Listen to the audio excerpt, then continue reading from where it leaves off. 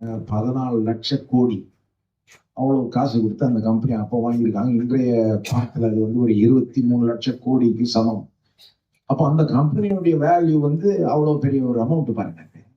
நான் கேட்கிறேன், சபையினுடைய வேல்யூ என்ன? சபையினுடைய மதிப்பு என்னது? சபைன்னு நம்ம சொல்லும் போது எதை சொல்லுகிறோம்? தேவ ஜனங்கள். சபைனா ஒரு பில்டிங் கிடையாது. என்னங்க, சபைனா ஒரு பில்டிங் கிடையாது. அப்படின்னா பில்டிங்கை வச்சு ரேங்க் போட்டுடலாம். இதை விட இது நல்ல பில்டிங், இதுல ஏசி இன்னும் நல்லா குழுகுன்னு இருக்கும், இங்க கொஞ்சம் அனலா இருக்கும் அப்படின்னு. அது கணக்கே கிடையாது. அனலா இருந்தான்னா குழுகுழு இருந்தாங்க. சபைனா தேவ ஜனங்கள். தேவ ஜனங்கள் அவங்களுடைய வேல்யூ என்ன? சபைக்கு என்னங்க வேல்யூ? என்ன வேல்யூனா அதுக்கு என்ன விலை செலுத்தப்பட்டது? கல்வாரி சிலுவையில இயேசுடைய ரத்தமே செலுத்தப்பட்டது. இதெல்லாம் பெரிய ஒரு மதிப்புள்ள ஒரு காரியம் இந்த உலகத்தில் உண்டோ? யோசித்து பாருங்க. அப்போஸ்தலர் 20:28 சொல்லப்பட்டிருக்கு, தேவன் தம்முடைய சுய ரத்தத்தினாலே சம்பாதித்து கொண்ட தம்முடைய சபை. தேவன் தம்முடைய சுய ரத்தத்தினாலே சம்பாதித்து கொண்ட தம்முடைய சபை. அப்ப அந்த சபையினுடைய ஒரு பங்கு தான் இந்த சின்ன சபை. பைபிள்ல சபை வருது பாருங்க வார்த்தை. அதுக்கு 2 அர்த்தங்கள் உண்டு. ஒண்ணு வந்து உலக அளவுல சபை, the worldwide church. உலகமெங்கும் இருக்கிற தேவனுடைய சபைன்னு என்னது? உலகமெங்கும் இருக்கிற தேவனுடைய ஜனங்கள், தேவனுடைய ஜன கூட்டம். அதான் சபையினுடைய அர்த்தம். பிளஸ் பைபிள்ல சில நேரம் சபைன்னு வரப்போ ஒரு குறிப்பிட்ட சபையை சொல்லுவோம். கொரிந்த சபை அல்லது கலாத்தியர்ல இருக்க சபை, அந்த மாதிரி. ஆனா சபைனா தேவனுடைய ஜனங்கள். அந்த ஜனங்களை மீட்டெடுக்கிறதுக்கு தேவன் தம்முடைய சொந்த ரத்தத்தையே செலுத்தி தான் மீட்டெடுத்தார். அப்போ சபையினுடைய வேல்யூ எவ்வளவுனா, இயேசுடைய ரத்தம் எவ்வளவு வேல்யூவோ அதுதான் வேல்யூ. இயேசுடைய ரத்தத்துக்கு நீங்க ஒரு வேல்யூ போட முடியுமா? போட முடியாது. இயேசு வந்து ஆண்டவர், இயேசு வந்து சிருஷ்டி கர்த்தா. உலகத்தையே ஒரு பக்கம் வச்சுக்கிட்டு இயேசு இன்னொரு பக்கம் வச்சா இயேசு உலகத்தை காட்டின பெரியவன். ஆனா அவருடைய ரத்தம் தான் நம்மை மீட்கும்படி செலுத்தப்பட்டது. அப்ப நாம அவருடைய பார்வையில எவ்வளவு பெரிய முக்கியமானவர்களாய் இருக்கிறோம் என்பதை எண்ணி பார்க்க வேண்டும். ஆனால்தான் சொல்லுகிறேன் அப்படி. அது மட்டும் இல்ல, எந்த கம்பெனி வந்து நிரந்தரமா இருக்க போது தெரியுமா உங்களுக்கு? எந்த ஸ்தாபனம் நிரந்தரமா இருக்க போது தெரியுமா? சபதம். ஒரு நாள் மற்ற எல்லா ஸ்தாபனமும் மூடிடும். இந்த ஒரு ஸ்தாபனம் மட்டும்தான் என்றென்றைக்கும் நிலைத்து நிற்க போகிறது. ஏன் இதெல்லாம் சொல்றேன்னாங்க, சபையை பற்றி நாம சரியான விதத்துல சிந்திக்க வேண்டும். இன்றைக்கு வந்து ஒரு சபை 15 ஆண்டு வந்து நிறைவடைஞ்சிருக்குன்ற விழாவை கொண்டாடுறோம். சபையை பற்றியே நம்ம ஒழுங்கா சிந்திக்கிறோமான்ற கேள்வி எழும்புது. சபையினுடைய உண்மையான மேன்மையை நம்ம புரிந்து கொள்கிறோமா? சபைனா என்னன்னு நமக்கு தெரியுமா? சபையினுடைய அஸ்திபாரம் என்னன்னு தெரியுமா நமக்கு? சபையினுடைய எதிர்காலம் என்னன்னு தெரியுமா நமக்கு? வேதம் இதெல்லாம் போதிக்கிருப்பாங்க. அதை பற்றி தான் நான் பேச விரும்புகிறேன். நீங்க இன்றைக்கு இந்த டியூனாமிஸ் பிரேயர் ஹவுஸ் இந்த லோக்கல் சபையில நீங்க ஒரு மெம்பரா இருக்கிறீங்கன்னா இது எவ்வளவு பெரிய ஒரு விஷயம்ன்றதை புரிஞ்சுக்கணும். எவ்வளவு சின்னதா இருந்தாலும், நீ உலகம் எங்கும் எங்க போனாலும் ஒரு சபை எவ்வளவு சின்னதா இருந்தாலும் அது பொருட்டு கிடையாது. அது தேவ ஜன கூட்டமா இருக்குமா, அது ரொம்ப மிகப்பெரிய ஒரு ஸ்தாபனத்தின் ஒரு பங்கு. மிகப்பெரிய ஒரு நோக்கம் அதற்கு உண்டு. மிகப்பெரிய ஒரு லக்கை நோக்கி கொண்டு அது போய் கொண்டிருக்கிறது. அப்படி சிந்திக்கணும். சபையார் நாம அப்படி சிந்திக்க வேண்டும்.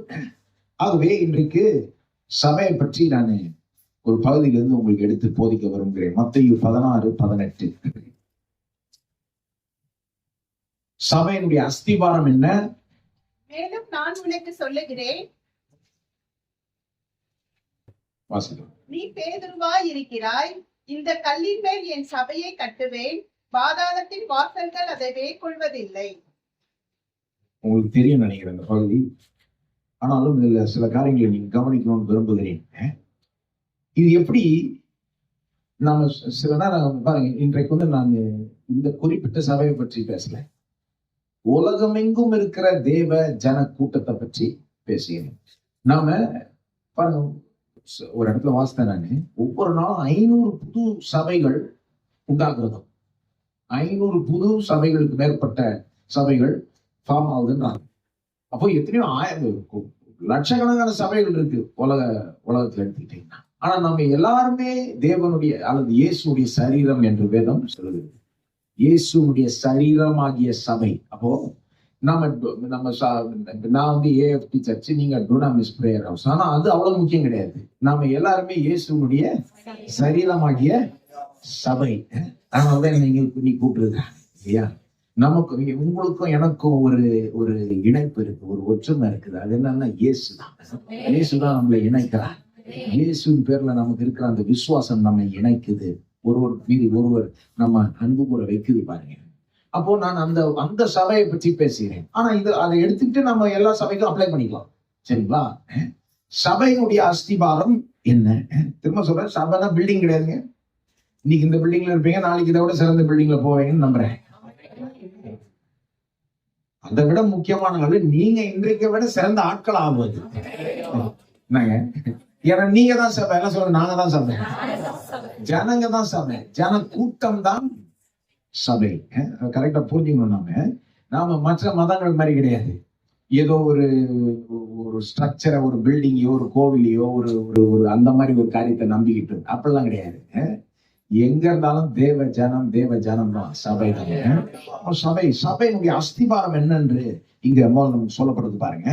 அதாவது முழுக்க நான் சொல்ல 2 காரியங்கள் மெயினா சொல்ல வேண்டும். ஒண்ணு வந்து சபை வந்து முழுக்க இயேசுனுடையது. சபை வந்து முழுக்க இயேசுனுடையது. இயேசுதான் அதுக்கு அஸ்திபாரம், இயேசுதான் அதுக்கு ஓனர், இயேசுதான் அதுக்கு பில்டர். அதான் காண்பிக்க விரும்புறீங்க. முதல்ல அஸ்திபாரம். அங்க இயேசு சொல்றாரு பாருங்க, இந்த கல்லின் மேல் என் சபையை கட்டுவேன். எந்த கல்லின் மேல்? இந்த கல்னா எதை சொல்றாரு? இந்த கல்லின் மேல் என் சபையை கட்டுவேன். சிலர் பார்த்துட்டு பேதுருவ தான் சொல்லிட்டாரு அப்படின்றாங்க. நீ பேதுருவா இருக்கிறாய் அப்படின்னு சொல்லுது. அதனால கத்தோலிக்கர்லாம் அதை அப்படி எடுத்துப்பாங்க. அதாவது இது பேதுருவ தான் சொல்லுது, பேதுருவ தான் சபையினுடைய அஸ்திபாரம். ஆனா அப்படி எடுத்துக்கிட்டா அது எப்படி சரியா வரும் இல்லையா? பேதுரு வந்து ஒரு பாவமுள்ள மனுஷன். கொஞ்சம் காலத்துக்கு அப்புறம் இயேசுவே மறுதளிச்சிட்டாரு. அதுக்கப்புறம் அவர்கிட்டயே பிழைகள் இருக்குன்னு பவுல் எடுத்து சொல்றாரு. பவுல் வந்து அவரை கடிந்து கொள்றாரு. பேதுருவா இருக்க முடியாது பாருங்க. என்னத்தை சொல்றாரு கான்டெக்ட்ல வாசித்தீங்கன்னா, பைபிளை எப்பவுமே அது முன்ன பின்ன இருக்கிற வசனங்களோட சேர்த்து வாசிக்கணும் பாருங்க. இது எந்த பின்னணியில சொல்லப்பட்டது, இதுக்கு முன்னால என்ன வசனங்கள் சொல்லப்பட்டதுன்றது பார்த்தீங்கன்னா புரிஞ்சிடும். இதுக்கு முன்னால என்ன நடக்குதுன்னா, இங்க இயேசு நீங்க 13ஆம் வசனத்திலிருந்து வாசித்தீங்கன்னா, இயேசு வந்து அவங்கள பார்த்து கேட்கிறாரு, நீங்க என்னை யார் என்று சொல்லுகிறீர்கள்? நான் யார் என்று நீங்கள் என்னை சொல்லுகிறீர்கள் கேட்கிறப்போ அவங்க ஒரு பதில் சொல்றாங்க. சிலர் நீங்க யோவான் ஸ்நானன் சொல்றாங்க, சிலர் எரேமியா தீர்க்கதரிசின்றாங்க, சிலர் இப்படி சொல்றாங்க. அப்படி இயேசு சொல்றாரு, நீங்க என்ன சொல்றீங்க? சீஷரை பார்த்து சொல்றாரு. சரி, ஆமா, ஜனக்கூட்டத்தை விடு, வெளி ஜனங்கள்லாம் விடு, அவங்க என்னமோ பேசட்டும், நீ என்ன சொல்ற? என் கூடவே இருக்காரு, நீங்க என்ன சொல்றீங்கன்றப்போ பேதுரு மட்டும் பதில் சொல்றாரு. 16ஆம் வசனத்துல 16 வாசிங்க. பேதுரு பிரத்யுத்தரமாக, நீர் ஜீவனுள்ள தேவனுடைய குமாரனாகிய கிறிஸ்து என்றான். நீர் ஜீவனுள்ள தேவனுடைய குமாரனாகிய கிறிஸ்து என்றான். அது பேதுரு சொல்றாரு. வேற யாரும் சொல்லாத பதில பேதுரு சொல்றாரு. மற்றவங்க என்ன சொல்றாங்க? இவர் வந்து ஒரு தீர்க்கதரிசி, இவர் வந்து யோவான் ஸ்நானன், இவர் வந்து ஒரு தேவ மனுஷன். ஆனா பேதுரு என்ன சொல்றாரு? நீ ஜீவனுள்ள தேவனுடைய குமாரனாகிய கிறிஸ்துன்னு அர்த்தம். கிறிஸ்துனா மேசியா. மேசியா மேசியான்னு அர்த்தம். உலகத்தை ரட்சிக்கும்படி வந்தவர், உலகத்தை தன்னுடைய எல்லா பிரச்சனையிலிருந்து மீட்டெடுக்கும்படி வந்தவர். மேசியான்னு அதான் அர்த்தம். பேதுரு கண்டுபிடிச்சிட்டார் யாருன்னு. இவர் யாரு? ஜீவனுள்ள தேவனுடைய குமாரனாகிய உலக ரட்சகர் மேசியா. உண்மையான அடையாளத்தை கண்டுபிடிச்சிட்டாரு பாருங்க. அதுக்கு இயேசு என்ன பதில் சொல்றாரு? 17 பாருங்க.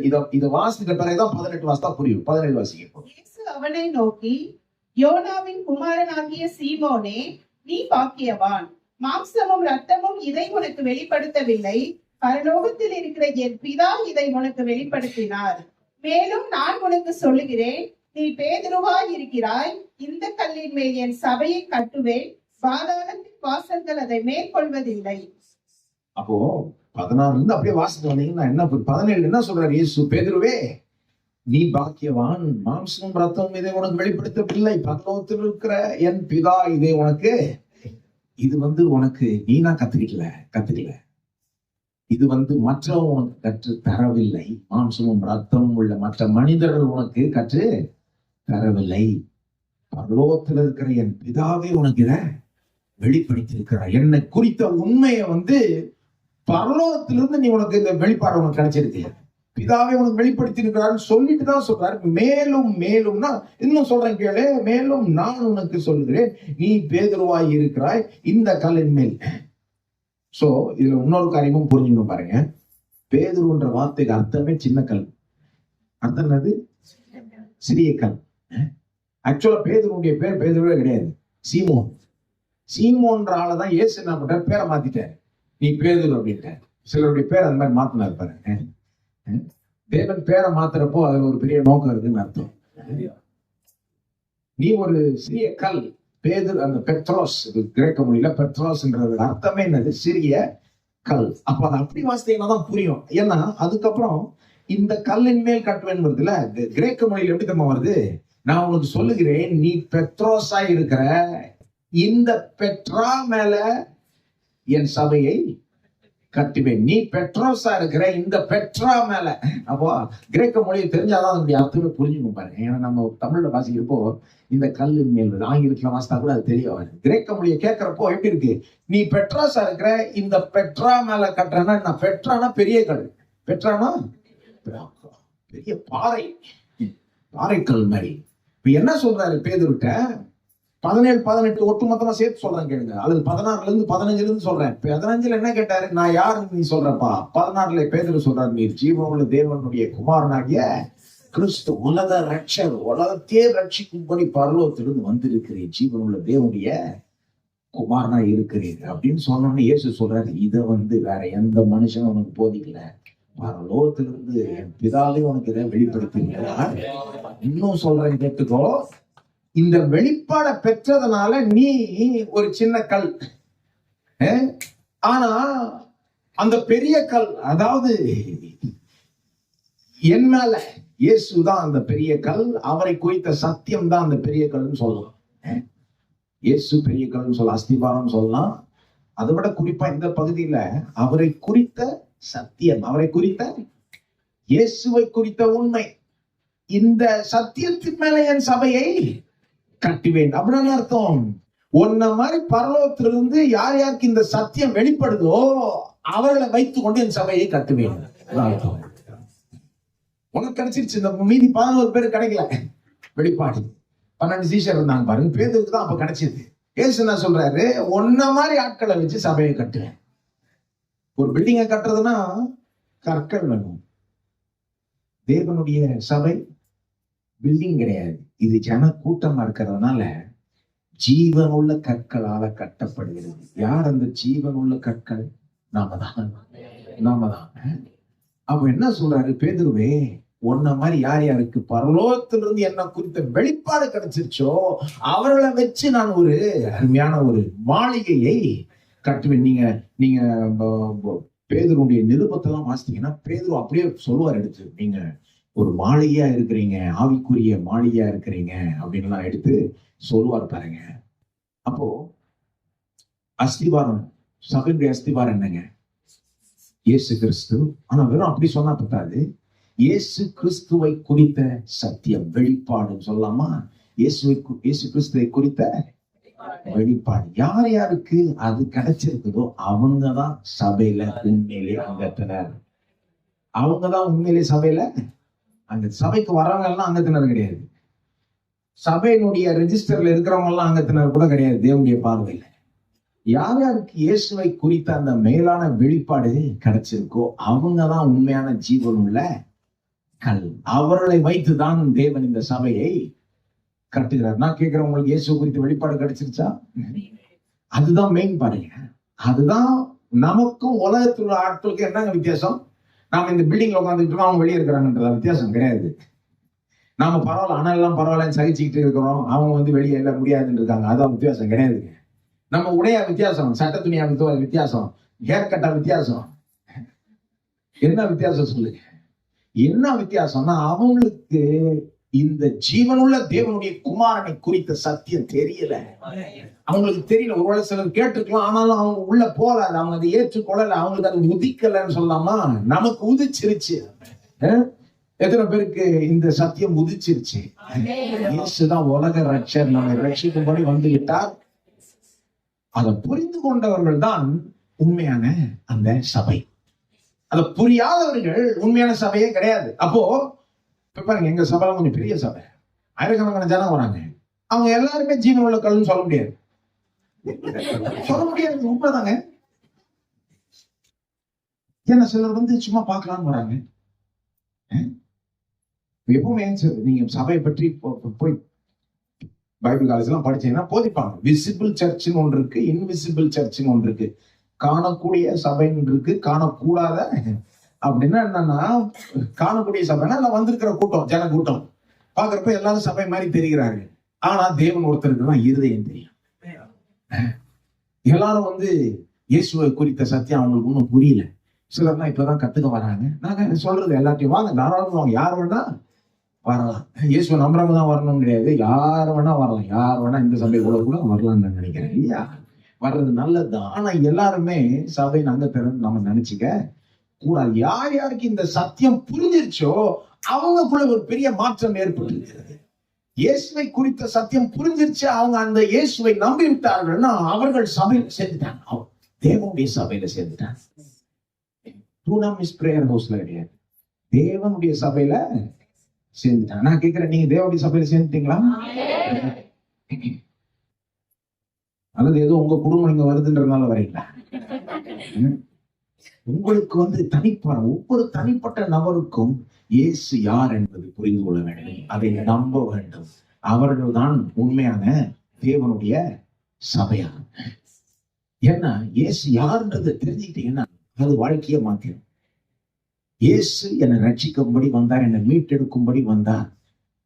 என் பாவத்தை மன்னிக்கிறது மட்டும் இல்ல, பாவத்திலிருந்து என்னை விடுதலையாக்கும்படி, பிசாசின் பிடியிலிருந்து என்னை விடுதலையாக்கும்படி, சாபத்தின் பிடியிலிருந்து என்னை விடுதலையாக்கும்படி வந்தார். காரியங்களை செஞ்சார், செஞ்சு முடிச்சார். இன்றைக்கு இயேசுவின் நாமத்தில் எனக்கு இந்த பூரண ரட்சிப்பும் இந்த விடுதலையும் உண்டு என்பதை விட ஒரு பெரிய சத்தியம் இந்த உலகத்தில் இருக்கான்னு கேட்கிறாங்க.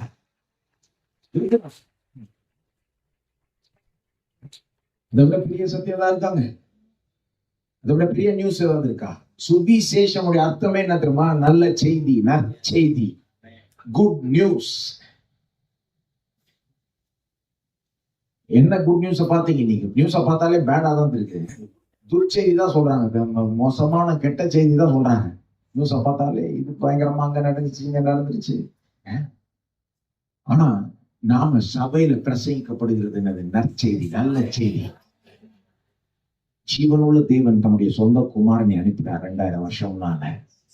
அவர் நமக்காக நாம வாழ முடியாத வாழ்க்கையை வாழ்ந்து நம்முடைய பாவத்தின் தண்டனையை தம்மீது சுமந்து கல்வாரி சிலுவையில பாடுபட்டு அவமானப்பட்டு கொடூரமாய் மரித்து ரத்தம் சிந்தி உயிரையே கொடுத்து 3ஆம் நாள் உயிரோட எழும்பி இன்றைக்கு உலகத்தில் இலவசமாய் ரட்சிப்பை கொடுக்கிறார். யாரு நம்பினாலும் ரட்சிப்பை கொடுக்கிறார். அவரை நம்பினால் அவர் மூலமா பாவத்திலிருந்து, சாபத்திலிருந்து, பிசாசிலிருந்து, எல்லா விதமான தீய சக்தியிலிருந்து விடுதலையும் ஆசீர்வாதமும் கிடைக்குது. சபையில் பிரசங்கிக்கப்படுகிற சத்தியம் உங்க சபையில பிரசங்கிக்கப்படுது நம்புகிறேன். இதுதான் ஜனக்கூட்டத்தை வெறும் ஜனக்கூட்டமா இல்லாம தேவனுடைய சபையை ஆக்க முடியும். இதுதான் நம்முடைய வாழ்க்கையை மாற்றக்கூடிய ஒரு சத்தியம். அப்ப சபையுடைய அஸ்திவாரம் என்னது? இந்த சத்தியம் பிரசங்கிக்கப்படணும், இந்த சத்தியம் ஜனங்களுக்கு போய் சேரணும். அவங்க அந்த வெளிப்பாடு அவங்களுக்கு உதிக்கணும். பாருங்க, இயேசு சொன்ன மாதிரி மாம்சமும் ரத்தமும் இதை உனக்கு வெளிப்படுத்தவில்லை, பரலோகத்துல இருக்கிறேன் பிதா உனக்கு. ஏன் உலகத்துல சிலர் வந்து இதை கேட்டுட்டு இன்னும் நம்பாம இருக்காங்கன்னா அவங்களுக்கு உதிக்கல. அவங்களுக்கு இது உதிக்கல. இதுக்கு வந்து கடவுளே ஒரு ஸ்பெஷலான காரியம் சொல்லணும். அவங்களும் ஏற்றுக்கணும். ரெண்டு சைட்லயும் வேலை இருக்கு பாருங்க. கடவுளே வெளிப்படுத்தணும், ரெண்டாவது அவங்களும் அதை ஏத்துக்கணும். ரெண்டுல எதுவும் கரெக்டா நடக்கலன்னா பிரச்சனையாகும். உங்களுக்கு அது நடந்திருக்குன்னா அது நீங்க பாக்கியவான். இயேசு பேதுருவை பார்த்து சொல்றாரு, நீ பாக்கியவான். பாத்தீங்களா அந்த வார்த்தையை 17ஆம் வசனத்துல 17ஆம் வசனத்துல பாத்தீங்களா? நீ பாக்கியவான், யோனாவாகிய குமாரனாகிய சீமோனே, யோனாவின் குமாரனாகிய சீமோனே, நீ பாக்கியவான். ஏன் பாக்கியவான்? உனக்கு உலகத்திலேயே மிக முக்கியமான சத்தியம் புரிஞ்சிச்சு. இத வச்சு நீ வாழ்நாளை கழிச்சிடலாம். இதுல தொடங்கி உன் வாழ்க்கைய மாறிவிடலாம். நீ பாக்கியவான், நீ பாக்கியவான். இந்த சத்தியம் உங்களுக்கு புரிஞ்சிருச்சுன்னா சொல்லுங்க, நான் பாக்கியவான். எந்த சத்தியம்? இயேசுதான் ரட்சகர், இயேசுதான் மீட்பர், இயேசுதான் எல்லாத்துக்குமே திறவுகோல், இயேசுதான் எல்லா பிரச்சனைகளுக்குமே சொல்யூஷன், தீர்வு. எனக்கு 1000 பிரச்சனை இருக்கலாங்க, இன்னைக்கு எல்லாத்துக்குமே தீர்வு யாரு? அவர் கல்வாரி சிலுவையில் எனக்காக செய்து முடித்த காரியங்கள். பாவத்திலிருந்து எனக்கு விடுதலை ஆக்கிட்டார், சாபத்திலிருந்து எனக்கு விடுதலை ஆக்கிட்டாரு, பிசாசின் பிடிதல எனக்கு விடுதலை ஆக்கிட்டாரு. இப்ப நான் தெரிஞ்சுக்கிட்டு அவர் விடுதலை ஆக்கிட்டாருன்னு நிறைய பேர் தெரியல பாருங்க. இன்னும் அடிமைகள் போல வாழ்ந்துட்டு இருக்காங்க, சபையில உட்கார்ந்துக்கிட்டு இயேசுவை நம்புறேன்ட்டு, ஆனா இன்னும் அடிமைத்தனத்திலே வாழுகிறது. பாவத்தின் அடிமைத்தனத்துல வாழ்றாங்க சிலர், சாபத்தின் அடிமைத்தனத்துல சிலர் வாழ்றாங்க, பிசாசின் அடிமைத்தனத்துல பிசாசு ரெண்டு பயந்துகிட்டே இருக்கிறாங்க. இதெல்லாம் ஏன்னா பாருங்க, இந்த சத்தியம் அவங்களுக்கு ஃபுல்லா புரியல, ஏதோ கிளேசா புரிஞ்சிருக்கு, இன்னும் நல்லா உதிக்கல. நல்லா உதிச்சிருச்சுன்னா பாருங்க, இதை வச்சு வாழ்க்கையில நீங்க எல்லாத்தையுமே அடைஞ்சிடலாம், எவ்வளவு தூரமா போயிடலாம், எல்லாத்தையும் எல்லா பிரச்சனைகளையும் மேற்கொள்ளலாம். இதுதாங்க சீக்ரெட். சபையாகிய நாம என்னங்க சொல்லுகிறோம் உலகத்துக்கு? இங்க உள்ள வாங்க, லேசா நம்ம கொஞ்சம் பாட்டு பாடுவோம், உங்களை கொஞ்சம் தட்டி கொடுப்போம், ஆறுதல் கொடுப்போம் சொல்றோம். இதுவா? கிடையாது. உள்ள வந்தா கொஞ்சம் மூடு லைட்டா மாறும், கொஞ்சம் வாங்க, கொஞ்சம் கலந்துக்கிட்டு கொஞ்சம் போங்க, கிடையாது.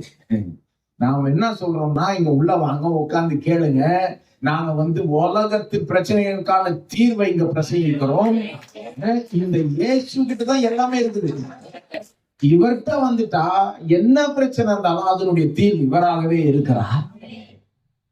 இதான் கிறிஸ்தவ சுவிசேஷத்தினுடைய மேன்மை. இதனாலதான் கிறிஸ்தவ நற்செய்தி மற்ற எல்லா செய்தியை காட்டிலும் முக்கியம், மற்ற உலகத்துல நடக்கிற எல்லாத்த காட்டிலும் முக்கியம். அதனாலதான் பிரசங்கியார் வேலை மற்ற எல்லாத்தையும் விட முக்கியமாயிடுது. ஒரு டாக்டர் உங்களுக்கு மருத்துவ சிகிச்சை கொடுக்கலாம், உங்க உடலை சரி பண்ணலாம். ஒரு பிரசங்கியார் உங்க நித்திய வாழ்வு வரத்துக்கான வழியை சொல்லி கொடுத்துட்டு இருக்கார், நித்திய ஜீவனுக்கான வழிய சொல்லி கொடுத்துட்டு இருக்கார். பிரசங்கியாருடைய வேல்யூ என்ன? பிரசங்கத்துலதான் இருக்கு. பிரசங்கத்தை எடுத்துட்டீங்கன்னா பிரசங்கியாருக்கு வேல்யூ இல்லை, வித்தியாசமே கிடையாது. அப்படியே பிரசங்கியாருனால அவருக்கு தானே ஒரு வேல்யூ, அப்படிலாம் கிடையாது. பிரசங்கியார்னா என்ன அர்த்தம்? தேவனுடைய வார்த்தையை பிரசங்கிக்கிறவன். அந்த தேவனுடைய வார்த்தையெல்லாம் நம்முடைய பிரச்சனைக்கான பதில் எல்லாம் அடங்கி இருக்கு. அப்போ சபையின் அஸ்திவாரம் என்னங்க? இதுதாங்க இயேசுவை குறித்த இந்த மேலான சத்தியம். ஒவ்வொரு வாரமும் ஒவ்வொரு சபையும் இதுதான் பிரசங்கிக்கப்படணும். எது? இயேசுவை குறித்த மேலான சத்தியம். இயேசு எப்படி நம்ம எல்லா பிரச்சனைகளுக்கும் தீர்வாய் இருக்கிறார், எப்படி இந்த இயேசுவை நம்பும் போது நமக்கு புதிய வாழ்வு கிடைக்குது அப்படின்றதுதான் ஒவ்வொரு வாரமும் ஏதோ அதோட கனெக்டடா இருக்கணும் எல்லா பிரசங்கமும். சபை இயேசுவை பிரசங்கிக்கிறோம். சபையில் என்ன பிரசங்கிக்கிறோம்? கிறிஸ்து. பவுல் இன்னொரு இடத்துல சொல்றாரு, அறையப்பட்ட கிறிஸ்துவை நாங்கள் பிரசங்கிக்கிறோம். யூதர்கள் அடையாளத்தை கேட்கிறாங்களாம், கிரேக்கர்கள் ஞானத்தை கேட்கிறாங்களாம். பவுல் சொல்றாரு, நாங்க அறையப்பட்ட கிறிஸ்துவ பிரசங்கிக்கும் போது அது தேவ ஞானமாகவும் இருக்குது, தேவ பலனாகவும் இருக்குது. அதுல எல்லா ஞானமும் இருக்குது, எல்லாம் பலனும் கூட இருக்குது. கல்வாரி சிலுவையில் அறையப்பட்ட கிறிஸ்து தான் உலகத்தின் பிரச்சனைகளுக்கான தீர்வு. அப்போ இந்த சபையில அது பிரசங்கிக்கப்படணும். ஏன்னா அந்த சத்தியம் தான், இயேசு குறித்த மேலான சத்தியம் தான் அஸ்திபாரம். அது இல்லைன்னா அஸ்திபாரமே கிடையாது. அது இல்லைன்னா தப்பான அஸ்திபாரத்துல நம்ம கட்டி போட்டுருவோம்.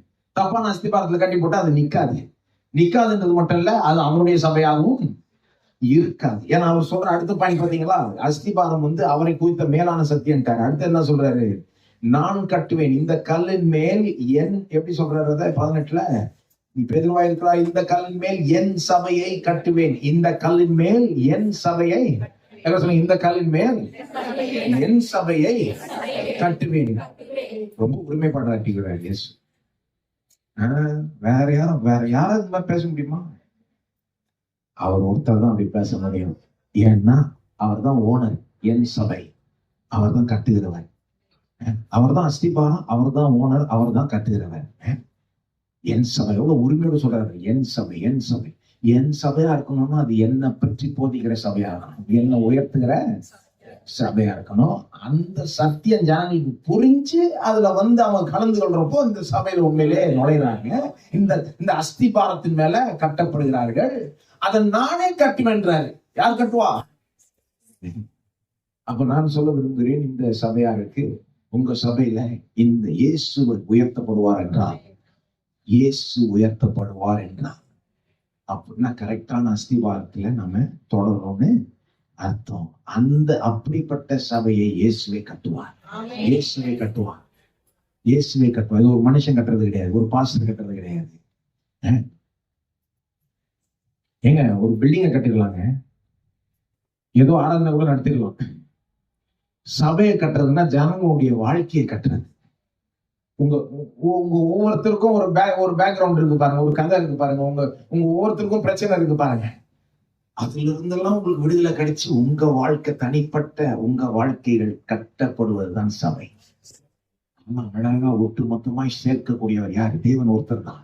எந்த பாஸ்டர் அதெல்லாம் செய்ய முடியாது. பாஸ்டர் அந்த சத்தியத்தை போதிக்க முடியும், இயேசுவை குறித்த அந்த மேலான சத்தியத்தை போதிக்க முடியும்.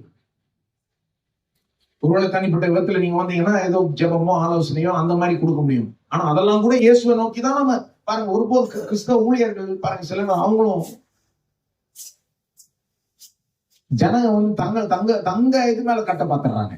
இயேசு மேல கட்டுறதை விட்டு தங்களுடைய வரத்தின் மேல, தங்களுடைய ஸ்பெஷல் அனாயிண்டிங் மேல. தப்பு, மிகவும் தப்பு. நான் சொல்லுகிறேன், எல்லா சபையும் அவருடைய சபைன்னு சொல்ல முடியாது.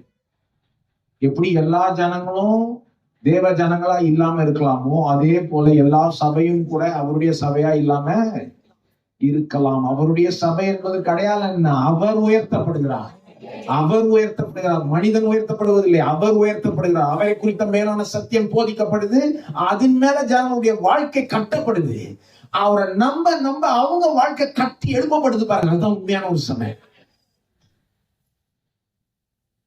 அப்ப நான் சொல்ல விரும்புகிறேன், ஒரு சபையில இயேசு குறித்த மேலான சத்தியம் போதிக்கப்படணும். அந்த இடத்துல இயேசுவை சபையை கட்டுவார், இயேசுவை சபையை கட்டுவார். அப்படின்னா உங்க வாழ்க்கையை கட்டுவார். இன்றைக்கு இருக்கிற மாதிரி இருக்க நீங்க பாருங்க, ஒரு இடத்துல ஒரு பில்டிங் கட்ட போறாங்கன்னா அந்த கோலமா இருக்கும். போல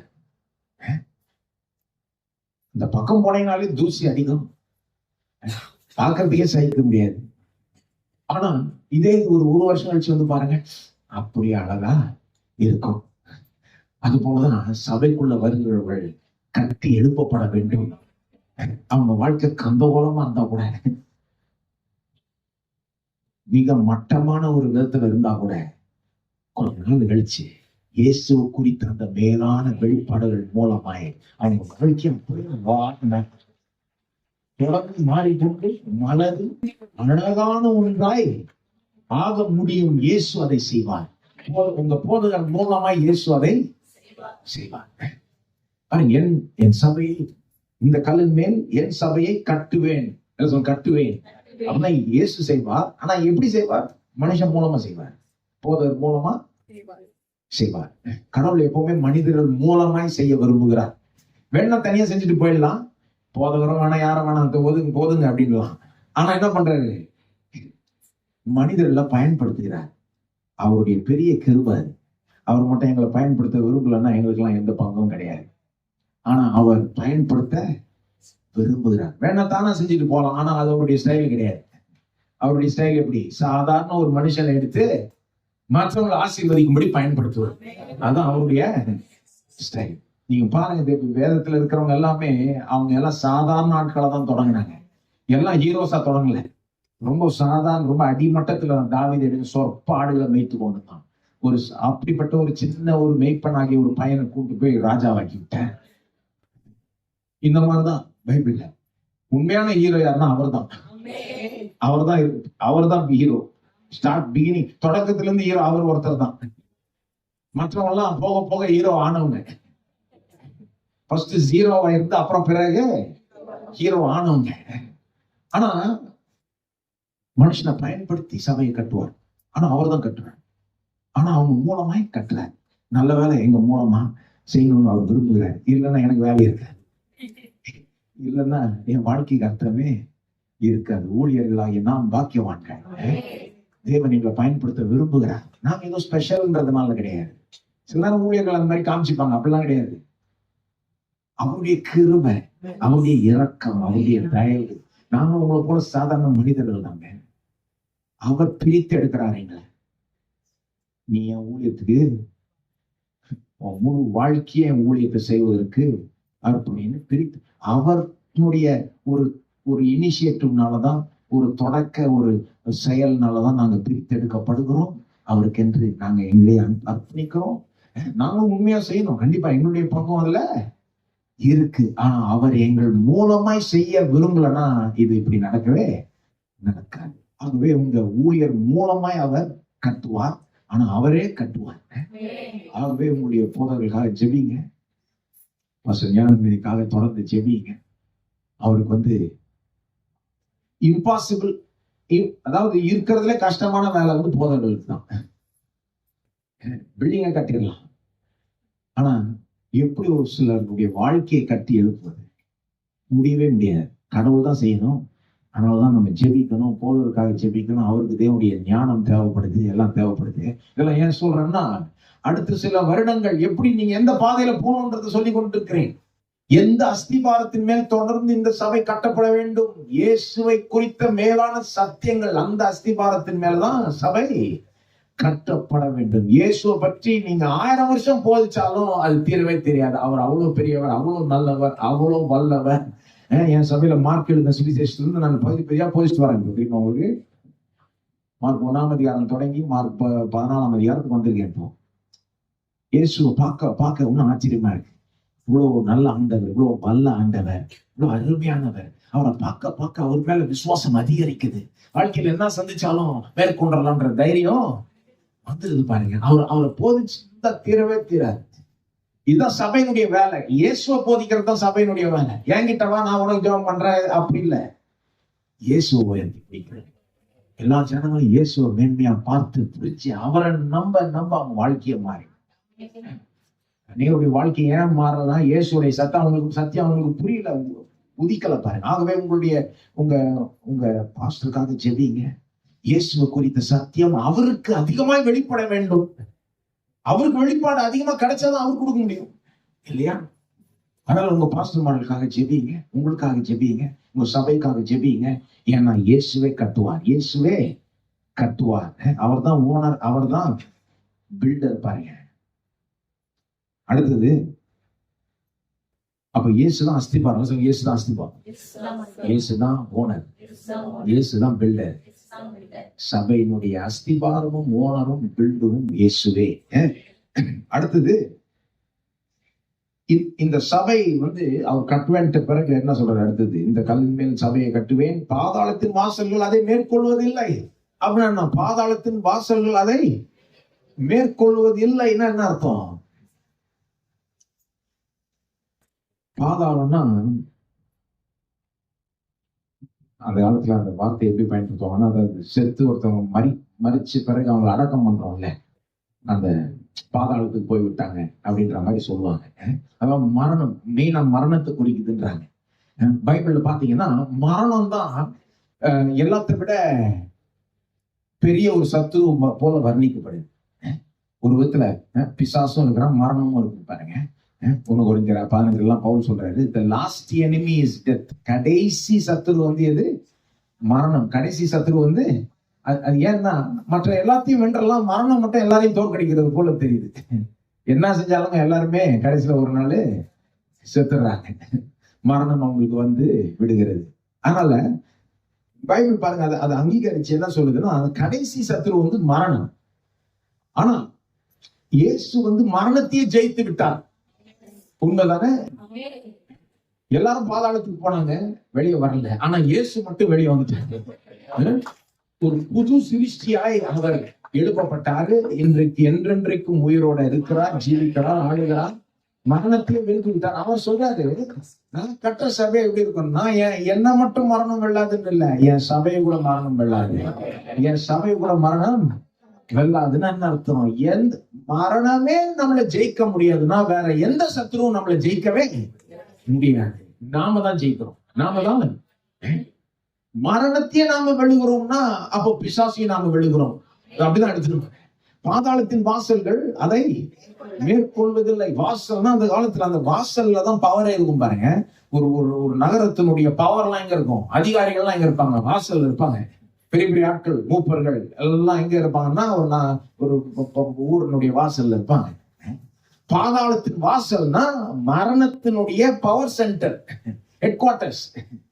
மரணத்தினுடைய ஹெட் குவார்டர்ஸே நம்மள ஒண்ணும் பண்ணாது.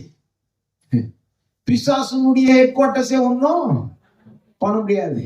1000 பிசாசு வந்தா என்ன, பிசாசே வந்தா என்ன, மெயின் பிசாசு வந்தா என்ன? இயேசு எல்லாத்தையும் ஜெயித்துட்டு மரணத்தையும் பிசாசையும் பாவத்தையும் சாபத்தையும் நோய் எல்லாத்தையும் ஜெயித்ததுனால அவருடைய சபையாகிய நாமும் எல்லாத்தையுமே மேற்கொள்ளுகிறோம். சபை தோக்கவே முடியாது. இயேசுடைய சபை தோக்கவே முடியாது. ஏதோ ஒரு சில பில்டிங் வேணா இழுத்து மூடலாம். நடக்குது நம்ம ஊர்ல, கேள்விப்பட்டேன். சில சபையினுடைய பில்டிங் இடிக்கப்படுகிறது. அவங்க நினைக்கிறாங்க பில்டிங் இடிச்சுட்டு அங்க துரத்திட்டா அவ்வளவுதான் மூட்டாங்க. இது பில்டிங் கிடையாது, இது ஜன கூட்டம். இயேசு ஒருத்தனுடைய உள்ளத்திலிருந்து புடி எடுக்க முடியுமா? என்ன எப்படி எடுக்க முடியும்? முடியாது பாருங்க. சபை தோற்கவே முடியாது. சபை ஏற்கனவே ஜெயித்து விட்டது. ஏன்னா நாம இயேசுனுடைய சரீரமாய் இருக்கிறோம். நம்முடைய தலை ஆண்டவராகி இயேசு ஏற்கனவே ஜெயித்து விட்டார். அவர் நித்தியமாய் ஜெயிக்கிறவர். ஆகவே அவரோட நாம ஜெயிப்போம் பாருங்க. அவரோட க்ளோஸ் ஆனீங்கன்னா போதுங்க, நீங்க தான் ஜெயிப்பீங்க. நீங்க தோக்கவே முடியாது. இப்படி நம்புறீங்களா? நீங்க சபையாருன்னா இப்படிதான் நம்பணும். உலகம் மாதிரி நாம நினைச்சிட்டு இருக்க கூடாது.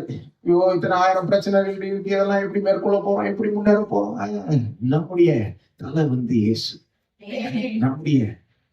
நமக்கு எல்லாமே இருக்கிற மீட்பர் எல்லாமே இயேசு இருக்கிறோம். அப்படின்னா நாம ஜெயிப்போம். நாம தோக்கவே முடியாது. நாம தோக்க முடியாது. இயேசுடைய சபை தோற்க முடியாது. பாதாளத்தின் வாசல்கள் அதை மேற்கொள்ளாது பாருங்க. நான் சொல்ல விரும்புகிறேன், இந்த சபை தொடர்ந்து இயேசு என்ற அந்த அஸ்திபாரத்தின் மேல் கட்டப்பட்டிருக்குமானால், தொடர்ந்து அப்படியே கட்டிட்டு வந்தாங்கன்னா, இயேசுவை குறித்த மேன்மையான சக்திகளை தொடர்ந்து இங்க போதிச்சுட்டே வந்தாங்கன்னா, இந்த சபை தோக்கவே முடியாது. வெற்றி மேல் வெற்றி தான் அடையும். எந்த பிசாசை எதிர்த்து வந்தாலும், எந்த சத்துரு எதிர்த்து வந்தாலும் அதெல்லாம் ஒண்ணு நடக்காது பாருங்க. உபத்திரவங்கள்லாம் எப்படின்னா பாக்குறப்போ அந்த நேரத்துலதான் அது ஏதோ கெடுக்கிற மாதிரி இருக்கும். ஆனா அதெல்லாம் தீமை எல்லாத்தையும் நன்மையை திருப்பி. நீங்க சரித்திரத்துல போய் பாருங்க, எங்க கிறிஸ்தவர்கள் உபத்திரவப்படுத்தப்பட்டார்களோ அங்கதான் சபை பயங்கரமா பெருகி இருக்கு. சீனாவுல பயங்கரமா உபத்திரவப்படுத்தினாங்க சில ஆண்டுகள் முன்னால. இன்னைக்கு சொல்றாங்க உலகத்திலேயே அதிகமா கிறிஸ்தவர்கள் அங்கதான் இருக்கிறாங்க. ஒருவேளை யாருக்குமே தெரியல எவ்வளவு இருக்கிறாங்கன்னு. ஏன்னா யாரும் உருப்படியா எண்ணதே கிடையாது. அத்தனை பேர் ரகசியமா கிறிஸ்தவர்களா இருக்காங்கன்றாங்க சீனாவில். ஆகவே உபத்திரவப்படுத்தினா சபை பெருகதான் செய்யும். ஏன்னா தோக்கவே முடியாது. இதை தூண்டி விட்டு அது பெருகிடும். வெளியாட்கள் புரிய மாட்டேங்குது. அவங்க நினைக்கிறாங்க இது அமுக்குனா அமுங்கிடும். அமுங்காது, இது அப்படியே முஸ்லிம் ஏறிடும். இது நாம தோக்கவே முடியாது. நீங்க இவ்வளவு பெரிய ஒரு ஸ்தாபனத்துல ஒரு அங்கத்தினரா இருக்கிறீங்க. அப்ப கொஞ்சம் தலை நிமிர்ந்து நடங்க. வெளியே போறப்போ நீங்க சபையா, நீங்க தேவ ஜனம், நீங்க சாதாரண மக்கள் கிடையாது. இயேசுடைய சரீரமாகிய சபை. பாருங்க, நம்ம இப்படி நம்ம இதெல்லாம் இப்படி சிந்திப்போமானால் நம்ம பிரச்சனைகளை வேற விதமா சந்திக்க மாட்டோமா? என்ன நாம யார் என்பதை தெரிந்து கொண்டு வாழ வேண்டும். நாம சபையா இருங்க, சபையில அங்கத்தினரா இருக்கிறோங்க. இயேசுடைய சரீரத்துல நமக்கு அங்க ஒரு பங்கு இருக்குது. பாதாளத்தின் வாசல்கள் அதை மேற்கொள்ளாது. அடுத்து சொல்றாரு பாருங்க 19. பரலோக ராஜ்யத்தின் திறவுகோல்களை நான் உனக்கு தருவேன். பூலோகத்திலே நீ கட்டுகிறது எதுவோ அது பரலோகத்திலும் கட்டப்பட்டிருக்கும், பூலோகத்திலே நீ கட்டவிழ்ப்பது எதுவோ அது பரலோகத்திலும் கட்டவிழ்க்கப்பட்டிருக்கும் என்றார். பரலோகத்தின் பரலோக ராஜ்யத்தினுடைய திறவுகோள்களை நான் உனக்கு தருவேன். பரலோக ராஜ்யத்தின் திறவுகோள்கள், சாவிகள், திறவுகோள்களை உனக்கு தரேன்ற பேதுருட்ட பார்த்து சொல்றாரு. ஆனா வெறும் பேதுரு அவர் சொல்ல, அவர் இப்படி வேணா சொல்லலாம், எல்லா அப்போஸ்தலர்கள் மற்றும் எல்லா ஊழியர்கள் அவர்கள் மூலமா எல்லா விசுவாசிகளுக்கும் அந்த திறவுகோள்கள் தரப்படுதுன்னு சொல்லலாம். அப்படி எடுத்துக்கோம். திறவுகோள்னா என்னங்க? சாவி. ஒருத்தர் சாவி கொடுத்தீங்கன்னா என்ன அர்த்தங்க? நம்பிக்கை. அவங்கள நம்புறீங்க, அதனாலதான் சாவியை கொடுக்குறீங்க. அவங்களுக்கு ஒரு அதிகாரத்தை கொடுக்குறீங்க, ஒரு விதமான ஒரு பவரை கொடுக்குறீங்க இல்லையா? அது மட்டும் இல்ல, ஒரு பொறுப்பையும் கொடுக்குறீங்க. ஒருத்தர் பாருங்க, ஒரு பெரிய ஒரு கம்பெனி ஹெட் குவார்டர்ஸ்ல முக்கியமான ரூமுக்கெல்லாம் சாவி ஒருத்தர்கிட்ட கொடுக்குறாங்கன்னா பெரிய பொறுப்பு அங்க கொடுக்கப்படுது. அவருக்கு பெரிய ஸ்லாக்கியமும் பாக்கியமும் கொடுக்கப்படுது, பெரிய அதிகாரமும் பவரும். அவர்கிட்ட தான் சாவி இருக்கு, மற்றவர்கிட்ட இல்ல. அப்ப அதை அப்படி எடுத்துக்கோங்க. பரலோக ராஜ்யத்தினுடைய சாவி என்னங்க? என்ன சொல்றாருன்னா இயேசு, எப்பா அங்க இருக்கிற அந்த ராஜ்யத்தினுடைய ஸ்லாக்கியம், பாக்கியம், பவர், அதிகாரம், பொறுப்பு நான் உனக்கு கொடுக்கிறேன் அப்படின்றார். சபையா இருக்கு நானே கொடுக்கிறேன்னா என்ன அர்த்தம்? பரலோகத்தை போல பரலோக அரசாங்கத்தினுடைய திட்டங்களை இந்த பூமியில் அமல்படுத்துறதுக்கு நான் ஒண்ணு வச்சிருக்கிறேன். அதை செய்வதற்கு அதை ஆக்சுவலா எக்ஸிக்யூட் பண்றதுக்கு வேண்டிய ஸ்லாக்கியம், பாக்கியம், பவர், அத்தாரிட்டி எல்லாத்தையும் உன் கையில கொடுக்கிறேன். இப்போ உன் பொறுப்பு என்னது? அங்க இருக்கிற பாலிசி எல்லாம் இங்க நீ அமல்படுத்தணும். இங்க பரலோகத்துல அவங்க போட்டிருக்கிற சட்டம் எல்லாம் இங்க நீனு அதை செயல்படுத்தணும். அதான் சொல்றாரு. நீங்க என்ன சொல்றாருன்னா, நீங்க இந்த எம்பசி எல்லாம் கேள்விப்பட்டிருக்கீங்களா? இன்னொரு நாட்டினுடைய எம்பசிய, இப்போ உதாரணத்துல இந்தியாவுக்கு போனீங்கன்னா, அண்ணா சாலையில போனீங்கன்னா அமெரிக்கன் எம்பசி இருக்கும். அந்த காம்பவுண்ட் ஆக்சுவலா அது அவங்களுக்கு சொந்தமானது. அது ஏன் அவங்க இங்க உட்காந்துக்கிட்டு இருக்காங்கன்னா, அவங்க நாட்டினுடைய காரியங்களை இங்க செய்யும்படி. அது மட்டும் இல்ல, நம்ம நாடோட தொடர்பு கொள்ளும்படி அப்படிலாம் இருக்கிறாங்க. இந்தியா நாட்டினுடைய எம்பசி அமெரிக்காவில் இருக்கு. அந்த மாதிரி எல்லா நாடுகளிலும் இருக்கு. அதாவது இந்தியா நாட்டினுடைய விருப்பங்கள், இந்தியா நாட்டினுடைய சித்தம் மற்ற இடங்கள்ல அது நடத்தப்படணும்ல. ஏதோ ஒரு விதத்துல அங்க அதை சொல்லணும். யாராவது எடுத்து நமக்கு என்ன முக்கியம், நாம என்ன எதிர்பார்க்கிறோன்றத அவங்க ஆட்கள்கிட்ட சொல்லணும்ல. அதுக்குன்னு அங்க ஒரு ஆபீஸை வச்சு அங்க ஒரு ஆளை போட்டு அவனுக்கு சம்பளம் கொடுத்து அவனுக்கு பொறுப்பு கொடுத்து அதிகாரத்தை கொடுத்து இந்தியா நாட்டுக்கென்றே பேசுறதுக்கு பிரதிநிதியா ஒரு ஆள் அங்க வச்சிருக்கிறாங்க. அவர் பேர் தான் அம்பாசிடர். தூதர்வாங்கல்ல, தூதர் தானே தமிழ்ல. ஆக்சுவலா அதுதான் அர்த்தம். இங்க நீங்க 2 Corinthians 5:18 பாத்தீங்கன்னா பவுல் சொல்றாரு, we are ambassadors for Christ.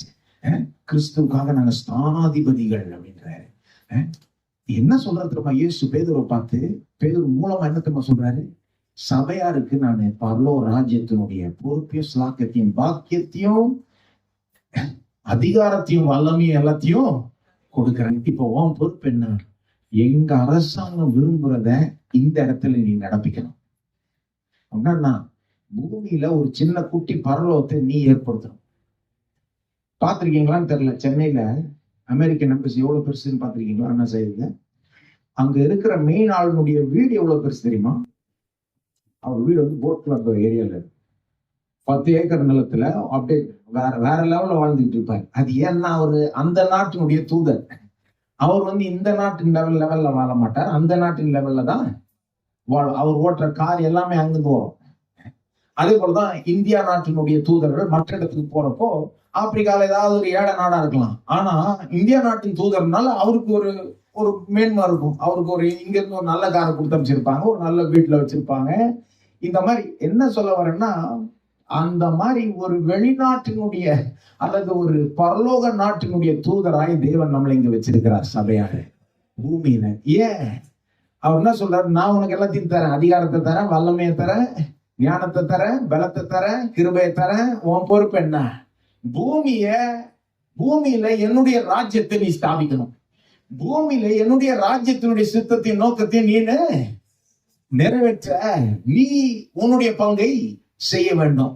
சொல்ல போனா பூமியில ஒரு குட்டி பரலோகத்தை நீ ஏற்படுத்தணும். அதான் சபையினுடைய பொறுப்பு. என்னங்க? பூமியை பரலோகம் மாதிரி ஆக்கி கொண்டு வரணும். அதாங்க நம்ம பொறுப்பு. பூமிய நம்மள ஏன் நீங்க விட்டு வச்சிருக்கிறாரு? கூட்டு போயிட்டு இருக்கலாம்ல. இயேசு என்னங்க ரட்சிக்கப்பட்டு கூட்டு போயிட்டு இருக்கலாம்ல, ஏங்க விட்டு வச்சாரு? வெறும் வந்து நம்ம சர்ச்சில் கூடி அவரை ஆராதிப்போனா அதுதான். அங்க போயிட்டு இன்னும் நல்லா செய்யலாமே. பரலோகத்துல போயிட்டு இன்னும் சூப்பரா இருக்கும் ஆராதனை. இன்னைக்கு நல்லா பண்ணீங்க நீங்க, ஆனா இதை விட சூப்பரா அங்க இருக்கும். நீங்களே அங்க போயிட்ட பிறகு சூப்பர், இதை விட ரொம்ப அருமையா பண்ணுவீங்க. ஏன் இங்க விட்டு வச்சிருக்கிறார்? தேவன் வந்து தேவனுடைய ஜனக்கூட்டத்தை, சபையாரை ஏன் இங்கே பூமியில விட்டு வச்சிருக்காங்க? ரட்சிக்கப்பட்டு எவ்வளவு நாள் வாழணும், நீடித்த ஆயுசு தரேன்னு வேற சொல்றாரு. எதுக்குன்னா பூமியை ஒரு குட்டி பரலோகம் போல ஆக்குவது நம்முடைய பொறுப்பு, நம்முடைய ஸ்லாக்கியம், நம்முடைய பாக்கியம். அதற்கேற்ற அதிகாரமும் பவரும் வல்லமையும் அனாயிண்டிங்கும் வரமும் எல்லாமே நமக்கு கொடுக்கப்பட்டிருக்கிறது. தேவைப்பட்டா கொடுக்கிறேன்றாரு. நீங்க ஆக்கி கொண்டிருக்கிறீங்களா? அதான் உங்க வேலை, உங்க பொறுப்பு. முதல்ல எங்க தொடங்கணும்? குடும்பத்தை தொடங்கணும். முதல்ல குடும்பம் ஒரு குட்டி பரலோகமா இருக்கும்.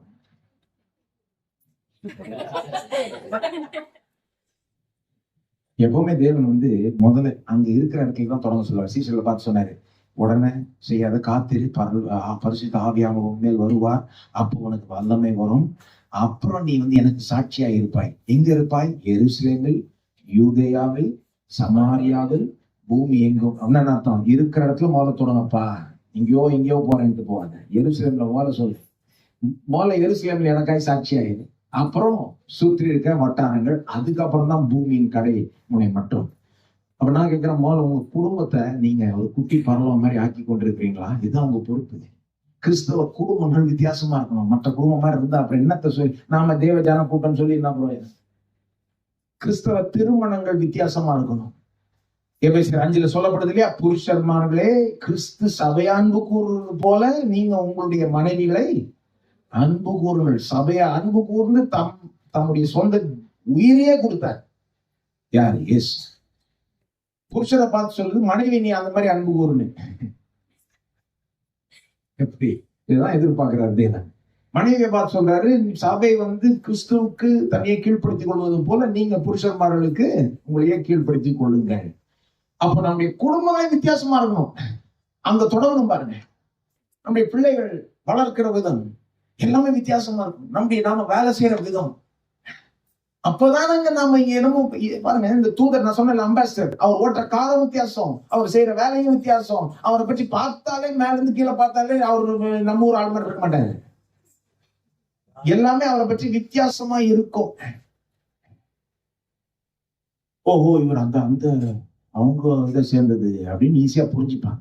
நான் கேட்கிறேன், நம்ம வாழ்க்கையை பார்த்தா மத்தவங்க அந்த மாதிரி புரிஞ்சுப்பாங்க. இது என்ன பண்ணிட்டாங்க கிறிஸ்தவர்கள்? தப்பா எடுத்துக்கிட்டு வெறும் சட்ட துணியில வித்தியாசம் காமிக்க பார்த்துட்டாங்க. வெறும் வெள்ளை சட்டை போட்டா அது வந்து என்னமோ ரொம்ப நம்ம வித்தியாசம் காமிக்கிறோமா? வெள்ளை சட்டை போட்டுட்டு உள்ள கருப்பா இருந்தா என்ன முடியும்? நான் சொல்றது உள்ளத்தை சொல்றேன். உள்ள பாருங்க, தேவன் உள்ளத்தை பாக்குறேன். கிறிஸ்தவர்கள் வந்து அன்பு நிறைந்த ஒரு உள்ளமாய் அவருடைய உள்ளம் மாற வேண்டும். உண்மையிலே ஒருத்தர் இயேசுவை நம்புறாங்க, தொடர்ந்து இயேசுவை குறித்து கேட்டுக்கிட்டு இருக்காங்க, இயேசுவை பார்த்துக்கிட்டே இருக்கிறாங்கன்னா, இயேசுவோட ஐக்கியம் கொண்டு இருக்கிறாங்கன்னா அவங்க உள்ளம் மாறிடும். இயேசுவை போல ஒரு உள்ளம் போக போக டெவலப் ஆகும். அதுதான் தேவனுடைய சித்தம். நம்ம எல்லாம் குட்டி இயேசுவை போல இருக்கணும். அதான் தேவனுடைய சித்தம். நான் அப்படி இருக்கிறேன்னு சொல்ல வரல, சொல்றேன். இதுதான் தேவன் விரும்புகிறார். நான் அப்படி கொஞ்சம் கொஞ்சமா ஆயிட்டு வரேன்னு நம்புறேன். நீங்களும் அப்படி கொஞ்சம் கொஞ்சமா ஆயிட்டு வர வேண்டும். உலகம் நம்மளை பார்த்தா இது என்ன இவங்களா இயேசுவான்ற மாதிரி கன்ஃபியூஸ் ஆகணும். அதுதான் தேவனுடைய சித்தம். நாம அவருடைய சரீரம் தானுங்க. அவர் தலை, நாம சரீரம். அப்ப சரீரம் வந்து கொஞ்சமாவது பாக்குறதுக்கு தலை மாதிரி இருக்குவாங்க. சம்மந்தம் இல்லாம இருந்தா அப்போ பாருங்க, இந்த பரலோக ராஜ்யத்தினுடைய திறவுகோலை கொடுக்கறன்னா இது எல்லாமே அதுல அடங்கி இருக்கு. அது அப்படி ஒரு பேக்டா சொல்றாரு. அதுக்கப்புறம் சொல்றாரு, அதுல மெயினான என்ன அடங்கி இருக்குன்னா அந்த அதிகாரம். மெயினா என்ன அடங்கி இருக்குன்னா அதிகாரம். சொல்லுங்க, அதிகாரம். ஏன் அப்படி சொல்றேன்னா அங்க சொல்றாங்க இல்லையா, அந்த நீ பூமியில என்னத்தை கட்டவிழ்க்கிறீரோ பரலோகத்தில் கட்டவிழ்க்கப்படும். நீ பூமியில என்ன பூலோகத்தில் நீ என்னத்தை கட்டுவீரோ அது பரலோகத்திலும் கட்டப்படும். அதான் அதிகாரம். நீ இது கூடாதுன்னு சொன்னா அது நிறுத்தப்படும். பரலோகத்தின் சித்தத்தை நீ தெரிஞ்சு வச்சுக்கிட்டு பாருங்க, ஒரு தூதன் என்ன பண்றான், நான் சொன்னேன்ல, வேற நாட்டினுடைய தூதன் இந்த நாட்டுல வைக்கிறாங்க. அவன் என்ன பண்றான், அந்த நாட்டினுடைய சித்தத்தை தெரிஞ்சு வச்சுக்கிட்டு அந்த நாட்டுக்கு இருக்க அதிகாரத்தை இங்க பயன்படுத்துவோம். அவன் அதிகாரத்தோட பேசுவான் இங்க இருக்கிற ஆட்கள்கிட்ட, இல்ல நாங்க எங்களுக்கு இதுதான் வேணும் அப்படின்னு. அப்ப ஓரளவுக்கு வேலை செய்யும். யாருக்கு அதிகாரம் ஜாஸ்தியோ அவங்களுடைய அதிகாரம் வேலை செய்யும் பாருங்க. அது போலதான் பரலோகம் பெருசா பூமி பெருசா? பரலோகம் தான் பெருசு. பரலோகத்தின் அதிகாரம் பெருசா பூமியுடைய அதிகாரம் பெருசா? பரலோகத்தின் அதிகாரம். அப்ப பரலோகத்தினுடைய சித்தத்தை அறிந்து கொண்டு பரலோகம் என்னத்தை அப்ரூவ் பண்ணணும் தெரிஞ்சுக்கிட்டீங்கன்னா, எதை அப்ரூவ் பண்ணணும் தெரிஞ்சுக்கிட்டீங்கன்னா, இங்க நீங்க அதை கமெண்ட் பண்ணலாம், அதிகாரத்தோட சொல்லலாம். உதாரணத்துக்கு பரலோகம் வியாதியை எதிர்க்கிறது. உண்மைதானங்க? இயேசு தன்கிட்ட ஒருத்தர் கூட குணமாக்காம இருந்தது. வியாதிப்பட்டு சுகத்துக்காக வந்த எல்லாரையும் குணமாக்கினார். அது எனக்கு என்ன காண்பிக்குது? இயேசு சுகமாக்குகிற தெய்வம். சுகம் அவருடைய சித்தம் என்பதை காண்பிக்குது. தேவன் நல்லதை செய்கிறவர், நல்லவர் சொல்றவங்க நல்ல தகப்பன். நீங்க உங்க பிள்ளைகளுக்கு கெட்டது செய்வீங்களா? செய்ய மாட்டீங்க. அப்போ பரலோகத்தை நம்மளை விட கோடி மடங்கு நல்லவன். அப்ப எல்லாம் நல்லதும் அவருடைய சித்தம். பாவம் அவருடைய சித்தம் கிடையாது. அப்ப ஏதோ அவருடைய சித்தம் தெரிஞ்சு வச்சுக்கிட்டு அவருடைய சித்தத்துக்கு விரோதமா இருக்கிற காரியங்களை நீங்க கட்டலாம். அவருடைய சித்தத்துக்கு ஏற்ற காரியங்களை கட்டவிழ்க்கலாம். அதிகாரத்தோட அதை நீங்க செய்யலாம். அதுக்கு ஏற்ற அதிகாரம் சபையாருக்கு கொடுக்கப்பட்டிருக்கு. தெரியுமா உங்களுக்கு? அப்படின்னா என்ன அர்த்தம்? நம்முடைய சொந்த குடும்பத்துல தொடங்க ஆரம்பிக்கணும் பாருங்க. குடும்பத்துல குழப்படி, சச்சரவு, சண்டை இதெல்லாம் நீங்க கட்டணும். இயேசுவின் நாமத்தில் இதை நான் கட்டுகிறேன்னு சொல்லணும் பாருங்க. வாயை திறந்து பேசணும். உங்க புருஷன்கிட்ட பேசாதீங்க, தனியா ரூம்ல போய் பேசுங்க. இதை நான் எதிர்க்கணும் பாருங்க. குடும்பத்துல குழப்படியை எதிர்க்கணும். நீங்க குழப்படிக்க சேர்த்துக்கிட்டு இருக்க, இன்னும் குழப்பமாகிட்டு இருக்க. உங்க குடும்பம் வேற மாதிரி இருக்கணும்ன்றத ஜபத்துல காமிங்க. நீங்க புருஷன்ட்ட காமிக்கிறது பதில் ஜபத்துல காமிக்கலாம். புருஷன்மார்கள் பாருங்க, அவங்கள்ட்டையும் மனைவிகள் மட்டும் சொல்லுங்க, புருஷன்மார்கள்ட்டையும் சொல்றேன், நீங்க கிறிஸ்துவ போல இருக்க வேண்டும். அப்ப அவர் எப்படி நடந்து கொண்டாலும் நீங்க நடந்து கொள்ளணும். உங்களுக்கு அது நீங்க அப்படி நடந்து கொள்ளும் போது உங்களுக்கு ஒரு அதிகாரம் உண்டு. சொல்றேன், நாம குடும்பங்கள்ல நம்ம வாழ வேண்டிய விதத்துல வாழணும்னா நம்முடைய மற்ற வாழ்க்கையில வேற லெவல் சக்சஸ் அனுபவிக்கணும். நம்ம ஒரு அதிகாரம். இயேசு எங்க போனாலும் என்ன சொன்னாலும் நடந்து பாருங்க. ஏன்னா தேவனுக்கு பிரியமான ஒரு வாழ்க்கை அவர் வாழ்ந்தாரு. அவருடைய சித்தத்தோட இணைஞ்சு போனதுனால அவருக்கு ஒரு அதிகாரம் இருந்தது. என்ன சொன்னாலும் ஆகுது. இது நடக்கக்கூடாதுன்னா நடக்காது, இது நடக்கணும்னா நடக்கும். அப்படிப்பட்ட ஒரு அதிகாரத்தோட அவரு வாழ்ந்தார். நாம எல்லாருமே அப்படி வாழணும்னு தேவன் விரும்புகிறார். இதோட தேவ மனிதர்களுக்கு மட்டும் கிடையாது, அவருடைய பிள்ளைகள் எல்லாருமே அப்படி இருக்கணும்னு விரும்புகிறார். நம்ம அவருக்கு பிரியப்பட்டு அவருக்கு கீழ்ப்படிந்து வாழும் போது, அவருடைய சித்தத்துல நடக்கும் போது ஒரு அதிகாரம் இருக்கு பாருங்க. நம்ம என்ன சொல்லணுமோ நடக்கும். ஏன்னா அவருடைய சித்தத்துக்கு மாறாக சொல்ல மாட்டோம், பேச மாட்டோம். கரெக்டா? அவரோட க்ளோஸா கனெக்டடா இருந்தோம்னா அவருடைய சித்தத்துக்கு மாறா நம்ம எதையும் செய்ய மாட்டோம், சொல்ல மாட்டோம், பேச மாட்டோம். அப்போ பாருங்க, நீ என்ன மாதிரி வாழ்க்கை வாழ விரும்புறீங்க? சபையா அப்படியே உலகத்தார் மாதிரி பாதி தோல்வி பாதி வெற்றில வாழ விரும்புறீங்களா? இல்லைங்க, நாம வித்தியாசமாய் வாழும்படி அழைக்கப்பட்டிருக்கிறோம். ஒரு பரலோக வாழ்க்கை இந்த பூமியில வாழும்படி அழைக்கப்பட்டிருக்கிறோம். சீக்கிரமா பரலோகம் வரும்படி நம்மளை அழைக்கல அவரு. நாம தான் சொல்றோம் சீக்கிரமா வாரும் ஆண்டவரே. அவர் நம்மளை பார்த்து சொல்லிட்டு இல்ல சீக்கிரமா வாங்க. அவர் என்ன சொல்றாரு? நோக்கத்தோட அவனை வச்சிருக்கிறாங்க. அந்த நோக்கத்தை வெத்து வெட்டா இருக்கும்படிங்க வைக்கல அவர் நம்மள. ரட்சித்துட்டேன் உடனே பரவாயில்ல, நீ சேர்த்தா பரவாயில்ல போவா. நாள் இது வரைக்கும் ஜாலியா கொஞ்சம் ரிலாக்ஸ் பண்ணிக்கிட்டு யூடியூப் நாளெல்லாம் ரீல் பார்த்துட்டு நான் வச்சிருக்காரு. என்ன நோக்கத்துக்காக விட்டு வச்சிருக்காரு? பூமிய பரலோகத்தை போல நாம மாற்ற வேண்டும். அந்த பரலோக அரசாங்கத்தினுடைய திட்டங்கள் எல்லாத்தையும் இங்க அமல்படுத்தணும். பரலோக அரசாங்கத்துக்கு நிறைய பயங்கர திட்டங்கள் இருக்கு. குடும்பம் இப்படி இருக்கணும், வேலை இப்படி இருக்கணும்னு. அப்படின்னா நான் என்ன முதல்ல குடும்பத்துல நம்ம வேலையை காமிக்கணும், வேலையை காமிக்கணும். நம்ம வேலை செய்யற விதமே வித்தியாசமா இருக்கணும், கண்காணிப்பா. சும்மா உலகத்தாருந்தா வேலை செய்யக்கூடாது. பாஸ் இருந்தா, அங்க மேனேஜர் இருந்தா வேலை செய்வான், இல்லைன்னா வேலை செய்ய மாட்டான்.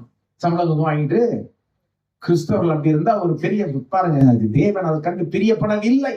இதுவா பரலோகத்துல செல்லும் கேட்கிறேன் நானு. போய் வாசித்து பாருங்க இயேசு சொன்ன ஊமைகள் தான்.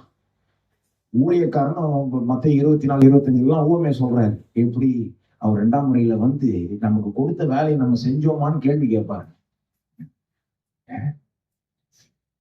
இப்ப நான் கேட்கிறேன், சபையார போல வாழுகிறோமா? நம்முடைய பொறுப்புகளை சீரியஸா எடுக்கிறோமா? நாம சாட்சியா இருக்கிறோம் இந்த உலகத்துல? நம்முடைய வாழ்க்கையே வித்தியாசமா இருக்கா? சட்ட துணி கிடையாது.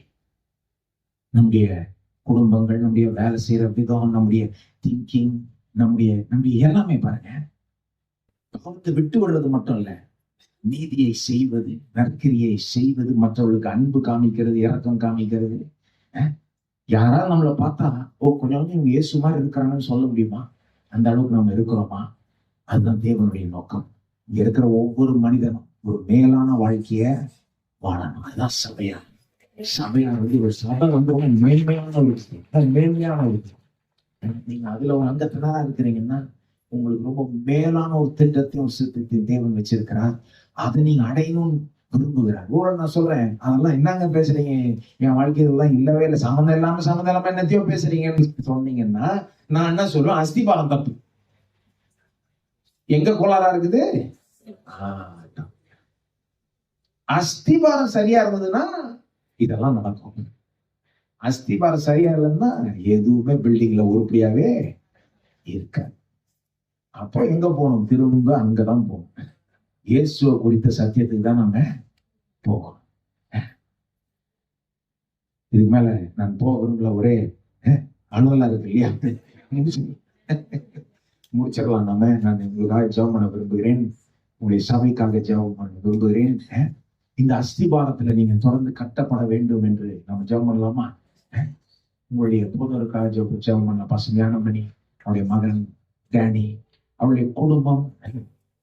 ரொம்ப கஷ்டமான வேலை, போதருடைய வேலை.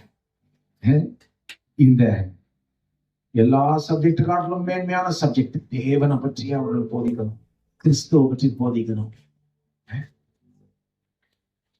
ஆகவே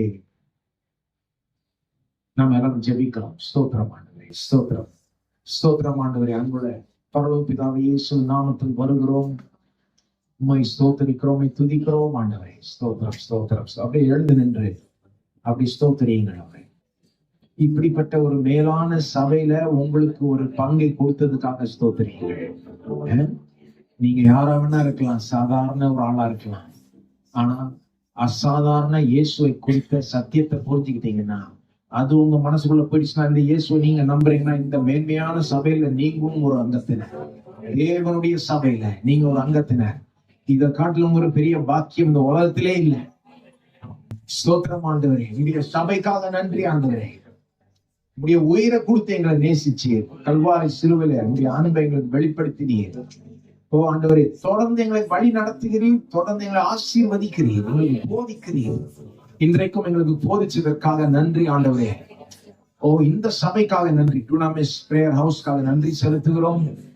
போதகர் பாஸ்டர் ஞானமணி, அவருடைய குடும்பம், டேனி, மற்ற குடும்பத்தார், மற்ற போதகர்கள், அவளுக்காக நன்றி செலுத்துகிறோம். அங்க இருக்கிற இந்த சபையில இருக்கிற ஒவ்வொரு நபருக்கு, ஒவ்வொரு குடும்பத்துக்காகவும் நன்றி செலுத்துவோம். நோக்கத்தோட அவர்கள் இங்க கொண்டு வந்திருக்கிறீர். ஒரு நோக்கத்தோட இந்த ஏரியாவில் அவளை வைத்திருக்கிறீர். அவளுக்கு நீ உண்மை உள்ளவராய் இருந்து வந்திருக்கிறீர். செய்த நன்மைகளுக்காக நன்றி செலுத்துகிறோம். செய்த நன்மைகளுக்காக நன்றி செலுத்துகிறோம். செய்த நன்மைகளுக்காக நன்றி செலுத்துகிறோம். நன்றி செலுத்துகிறோம். பாஸ்டர் ஞானமணியை நடத்தின விதம், அவருக்கு சத்தியத்தை போதித்த விதம் ஆண்டவரே ஸ்தோத்திரம் ஆண்டவரே. நீர் கிருபையின் தேவன், இரக்கத்தின் தேவன் என்பதை ஏற்கனவே இந்த சபைக்கு நிரூபித்து காண்பிச்சிருக்கிறீர்.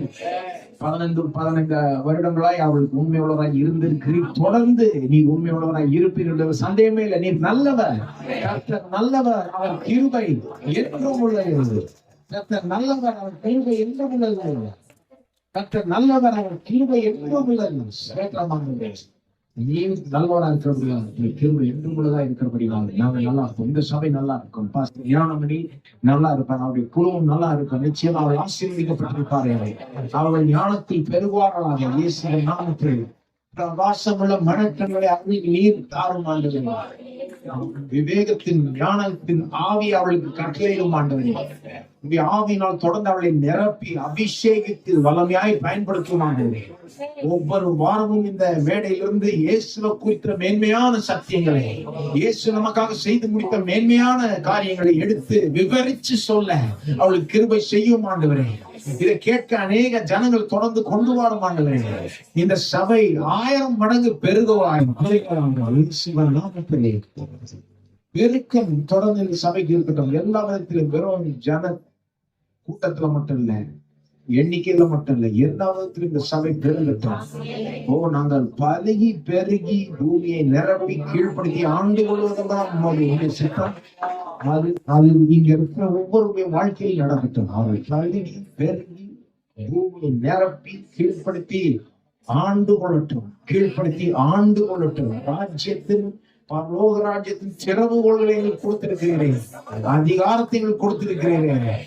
நாங்கள் சொன்னா நடக்கும், சொன்னபடியே நடக்கும் என்று சொல்லியிருக்கிறீர்கள் ஆண்டவரே. ஆகவே நாங்கள் இந்த சபையில வியாதியை கட்டுகிறோம், சுகத்தை கட்ட அவிழ்க்கிறோம் ஆண்டவரே.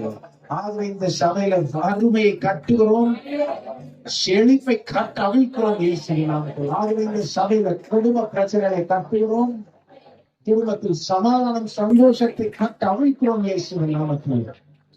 ஒவ்வொரு குடும்பத்தையும் ஆசீர்வதிக்கிறோம். ஸ்தோத்திரம் ஆண்டவரே. ஒவ்வொரு குடும்பம் ஒவ்வொரு நபரும் உடைய ஞானத்துல பெருகட்டும் இயேசுவே. அவர்களுக்கு இன்னும் மகிமையாய் வெளிப்படட்டும். பேதுருக்கு நீர் கொடுத்தது போல ஒவ்வொரு வாரமும் இந்த சபையில வெளிப்பாடுகளை அவர்களுக்கு தாங்க. இயேசு எப்படி அவங்க பிரச்சனைக்கு தீர்வா இருக்கிறார் என்ற வெளிப்பாடு பெறட்டும் ஆண்டவரே. ஸ்தோத்திரம் ஆண்டவரே. ஸ்தோத்திரம். சபை கரத்துல ஒப்பு கொடுக்கிறோம். வந்திருக்கிற அனைவரையும் இயேசுவின் நாமத்தில் ஆசீர்வதிக்கிறோம். தொடர்ந்து இவளை நீர் பார்த்துக் கொள்ளுங்க. உடைய மேலான நோக்கத்தை சித்தத்தையும் உங்களுடைய வாழ்க்கையில நிறைவேற்றும் ஆண்டவரே. இவள் எல்லாரும் மூலமா உடைய நாம் மகிமைப்படட்டும். வருகாலத்தில் இந்த சபை இந்த ஏரியாவுக்கு ஒரு பெரிய ஒரு நம்பிக்கையும் இல்லமாய் நம்பிக்கை ஸ்தலமாய் இருக்கட்டும். வெளிச்சம் கொடுக்கிற ஒரு இடமாய் இருக்கட்டும். ஸ்தோத்திரம் ஆண்டவரே. ஸ்தோத்திரம் ஸ்தோத்திரம் ஸ்தோத்திரம் ஆண்டவரே. நீர் எப்பொழுதும் எங்களை பெருக வைக்கிறதே. ஆகவே நிச்சயம் இந்த சபை பெருகும் என்று நாங்கள் நம்புகிறோம். வருங்காலத்தில் இந்த சபை ரொம்ப முக்கியமான, இந்த ஏரியா முக்கியமான ஒரு என்டிட்டியா, ஒரு ஆர்கனைசேஷனா இங்க இருக்கும் நாங்கள் நம்புகிறோம். இயேசுடைய நாமத்தை பிரதிபலிக்கிற, இயேசுடைய மகிமையை பிரதிபலிக்கிற ஒரு இடமா இருக்கும் என்று நம்புகிறோம். சபையை ஆசீர்வதிக்கிறோம். எல்லா துதி கனம் மகிமை செலுத்துகிறோம். இயேசுவின் நாமத்தில் ஜெபிக்கிறோம். ஆமென்.